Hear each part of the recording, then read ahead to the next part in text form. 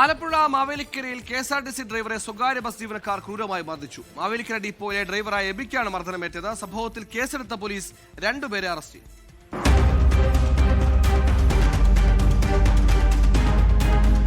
ശനിയാഴ്ച വൈകുന്നേരം കാരാഴ്മ ബസ് സ്റ്റോപ്പിന് സമീപമായിരുന്നു സംഭവം. മാവേലിക്കര ഡിപ്പോയിലെ KSRTC ഡ്രൈവറായ എബിയെ സെന്റ് ജോർജ് എന്ന സ്വകാര്യ ബസ്സിലെ ജീവനക്കാർ മർദ്ദിക്കുകയായിരുന്നു. ഒരേ റൂട്ടിൽ സർവീസ് നടത്തുന്നതുമായി ബന്ധപ്പെട്ട തർക്കമാണ് അക്രമത്തിൽ കലാശിച്ചത്. അക്രമത്തിൽ ഗുരുതരമായി പരിക്കേറ്റ ഡ്രൈവർ ആശുപത്രിയിൽ ചികിത്സയിലാണ്. ഇയാളുടെ മൊഴിയുടെ അടിസ്ഥാനത്തിൽ മാന്നാർ പോലീസ് കേസെടുത്തു.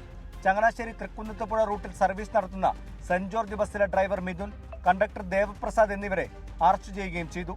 യാത്രക്കാർ നോക്കി നിൽക്കെ KSRTC ബസിന്റെ ഉള്ളിൽ കയറിയാണ് അക്രമം നടത്തിയത്. കണ്ടക്ടറുടെ പണമടങ്ങിയ ബാഗ് തട്ടിപ്പറിച്ചതായും പരാതിയുണ്ട്. പോലീസ് വിശദമായ അന്വേഷണം ആരംഭിച്ചു. 24 കോട്ടയം.